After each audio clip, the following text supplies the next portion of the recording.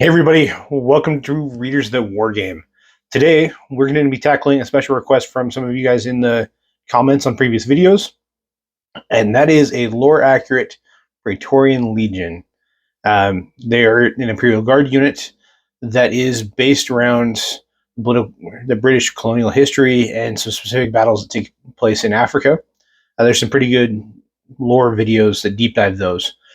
But first, let's talk about who they are and what type of stuff to expect when you're seeing them on the tabletop for the first time. So the Praetorian Legion was specifically inspired by the English history with a war against the Zulus in Africa that is now Kenya and Nairobi, and a lot of the situations that happened there. So the Praetorian Guard were originally inspired by the last stand in Botswana, which you'll be able to research a lot more. There's a lot of documented history about it. But they were inspired by this because of their homeworld, Praetoria. Praetoria is a heavy colonial world, hive world, that controls a lot of area around it and uses a lot of slave labor to build itself and grow. It is a kind of commentary on that period in English history. Its pros and its cons, and it's a really fascinating legion for that reason. When you get into it, there's a lot of different unit types that are a Warhammer 40K version of the late 1800s fighting style. So let's get into unit composition, and then we'll dive into other pieces after we talk about how we build that actual army. So first, let's talk about how the main core of this unit is going to work. The Praetorians are based around a time when warfare was heavily infantry and artillery. So we're going to be seeing a lot of that in this list, with no tanks or anything like that to go with it. And so it's going to be a lot of indirect fire while infantry holds lines and presses forward as is. In order to make this happen, we ended up going with quite a bit of infantry. To be exact, that's 5 full 20-man units of infantry squads. That is a lot of infantry, and it will kind of reflect when we get to the actual price tag, but it's necessary to really get the proper feel. So you're going to be shooting in mass volleys. That's how you're going to play this game, and you're probably going to have to play it with objective points being your main focus, because you're probably not going to be able to kill everything, which is fine, but is a lot of fun as well. Next, I did add some mounted stuff, because at the time, the British military was heavy on cavalry as well. So for that, I put 2 squads of Attilan Rough Riders. You're going to want to zhuzh them up a little bit so they don't look Mongol, but you can make them look more English, Old English, and we'll talk about that when we get down to the modeling section as well. So for command units, I got a Cadian Castellan. His outfit and gear isn't too far away from what we need. You may just have to do a head swap to get the proper Praetorian look. And he is our warlord. I also pulled in 3 commissars. In the British military at the time, commissars weren't a thing, but lower enlisted officers doing basically the same job was. So I wouldn't use a commissar's paint scheme. I would stick to the paint scheme of the Praetorians to make him blend a little bit better. But the commissars should definitely be in there as well. And then I went with 2 platoon command squads. With this many units on the field, you're going to need communications and signaling and banners and all of that fun stuff. So that combination gives you a lot of what you're looking for. Now, with your infantry on the board, it still gives us a lot of room for artillery. And I think I had fun with this, getting some different types of artillery to really give you variety and kind of zhuzh up your gameplay a little bit. Because at this time, the English military was heavy on various different types of artillery and experimenting with different types of artillery that lead very well into 40k gameplay. But in 40k, it will be drastically bigger. So the first one I'd open with is an Earthshaker battery and Field Ordnance battery. This gives you your actual, just normal arcing artillery, along with the Basilisk. The other thing that was big with the English military at the time were the precursor to missile artillery.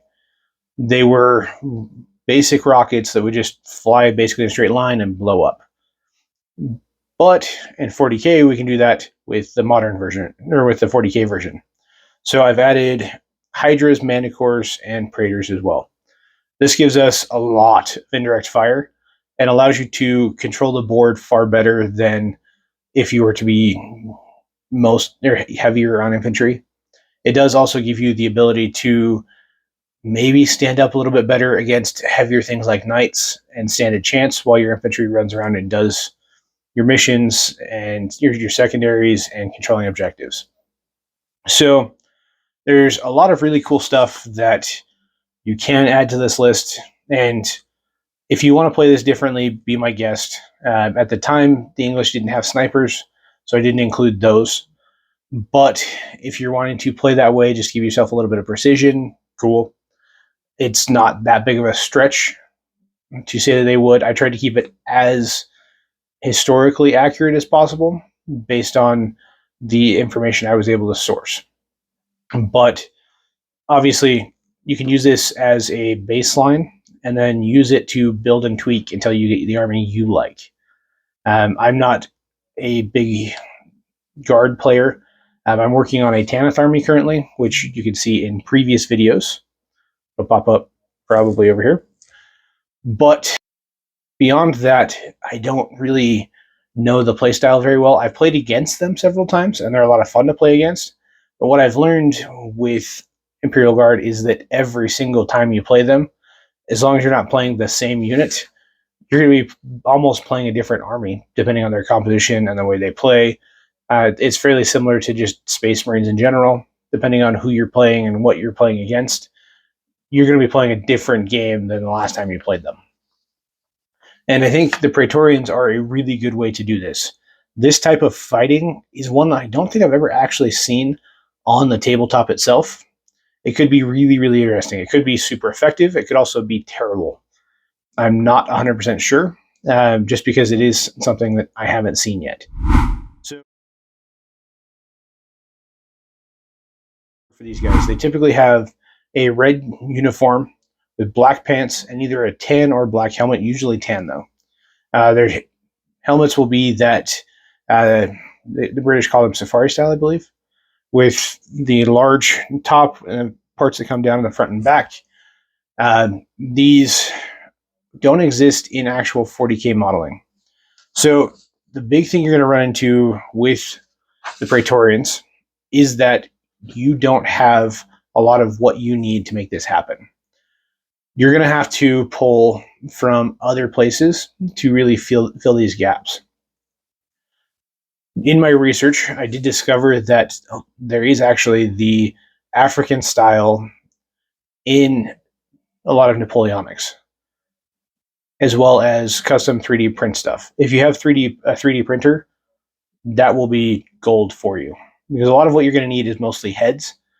It wouldn't be too much of a stretch to just use the Cadians and then just paint them in that style we just talked about to give them a much different look, and then replacing the heads with the Praetorian style, English safari style helmets. By doing that, you'll get a lot different feel, and they'll be blatantly different without too many changes. The other route you can go is just do a full one-to-one proxy and pull in some Napoleonics.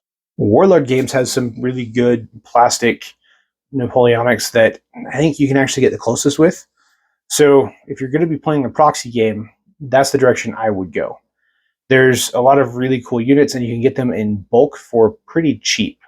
So when we're talking cost, most of the fluffy units that I'm talking about came from Warlord. There's a lot of some cool stuff you can do there. Even if you use them for bits and pieces, you'll still get that effect as well. Okay, next let's talk actual cost, because this army is expensive. So if you're wanting to use straight Warhammer.com to pull this off, you're not going to be able to. You're going to have to look for bits and outside pieces. And to do that, I was able to actually find a bits kit you can get on Etsy for pretty cheap, but you're going to need so many of these bits because you're going to have to replace every single head and a few other bits to give it that proper flair. Those bits are just $5 on Etsy, but because you're going to need 30 packs of them because they come in packs of 5, you're going to run into a cost of $1,767.70 at full retail. And that hurts. That is over $200 more expensive than our most expensive army thus far. But if you can do this right and do it well, that could be worth it to you because this army will look spectacular and it will be 100% unique. And it could be really fun to take to tournaments and things like that and see how this different army can actually play and what kind of chaos you can cause. Now, if you go through the value retailers like Amazon and Wargame Portal, I was able to find those quite well through there. That drops your price down to $1,550.79. So better, but that's still just under the highest retail cost that we have for an army. Now, I know Guard, especially an infantry heavy Guard, you kind of expect this. So I'm assuming if you're building this list, you're doing it because you want to do it, and you're fully aware of costs coming into it. There are ways to get that price down. Like I said, using the Warlord Napoleonics to at least get you pieces and get you part of the way there is a great idea. It will help you give a little bit more thematic stuff as well. So you get an older school looking field ordnance battery. You can do some other stuff like that to bring that cost down. And that total cost with all of those different pieces and fluffiness brings you down to $1,424.75. So that gets you into the survivable cost range that isn't fully unreasonable. The big issue is you're going to have to be careful with your balance and make sure you get enough GW stuff in there so that it can be playable in tournaments. That being said, they're probably more likely to let you proxy with this stuff than they would with some other more egregious stuff because it is so custom. I've found, at least in the tournaments I've attended, I haven't actually played any, but I've done a lot of vendor stuff and sponsor stuff that way, that they're far more likely to do it if it's a very unique, fluffy army that you cannot actually make happen through 40K means than if you're just straight up using 3D prints to print Space Marines. They're far less forgiving when it comes to that. So it may be worth a try. It would definitely be a recommendation that you have a conversation with your tournament organizer to ensure that this is going to be legal. Let them know exactly what you did and why you did it, and let them make the call beforehand so they're not put in a terrible position during the event where they have to choose whether you're going to be disqualified or not on the spot in front of everyone. So the last thing we need to talk about is tactics.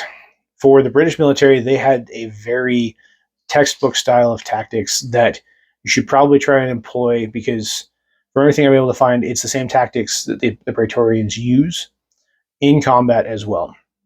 And that is rank and file line of fire, backed by artillery with cavalry on the flanks.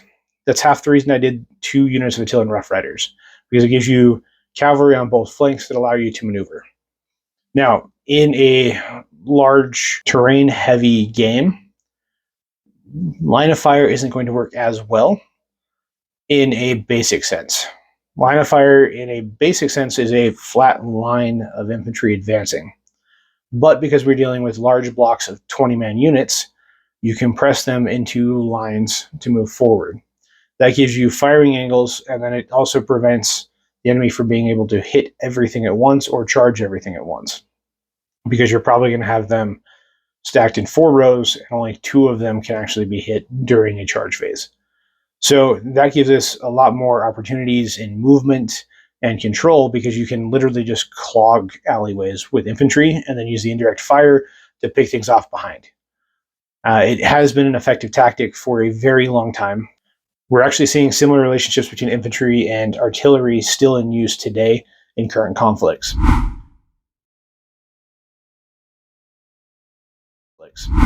So, hope you guys have enjoyed my dive into the Praetorian Guard. Like I said, I didn't go too deep into the lore because there are some very good lore tubers that you can find that have actually covered this already. And I would actually recommend going and checking them out. If there's any other custom guard units or Space Marine units or Xenos or Chaos that you want to see me talk about and do a lore accurate army, maybe one that doesn't really have as much hype currently, let me know in the comments below, and I will tackle it as soon as I can. And don't forget to like and subscribe. We have a lot more cool stuff coming, so make sure you ring that little notification bell so that you get notified anytime we have new videos coming up and are available. And I will see you guys next time.